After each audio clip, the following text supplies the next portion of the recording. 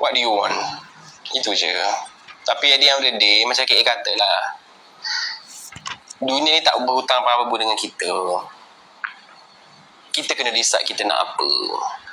Kalau kita nak kejar impian yang besar, of course kita akan penat. Tapi bila kita berjaya, kita happy.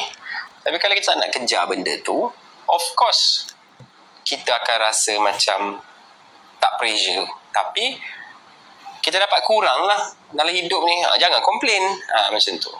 Okay, tu secara kasar lah. Tapi back to question tadi, mengejar impian dengan self-preservation ni, KA kurang clear sikit soalan awak. Self-preservation maksudnya apa? Nak ni ke? Nak preserve diri supaya tak burn out, tak macam tu ke? Ke apa maksud awak? Tapi in my opinion, it goes back level mana you nak climb in this life lah. Macam saya dah terlalu biasa keluar comfort zone. Sekarang ni keluar comfort zone tu dah jadi my comfort zone. Faham tak? Saya jadi tak senang duduk kalau saya tak buat apa-apa. Macam tu. Okay, boleh? Alright. Okay, siapa lagi? Okay, Alhamdulillah dah capai dah.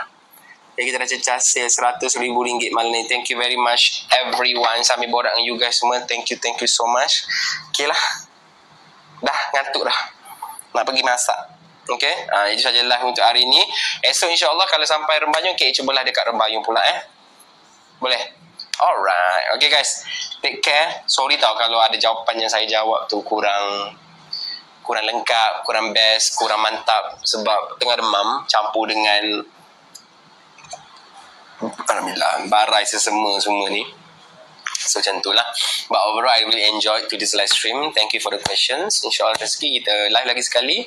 And really appreciate feedback dan juga soalan yang diberikan lah. Okay, so take care, jaga diri. Assalamualaikum, bye bye.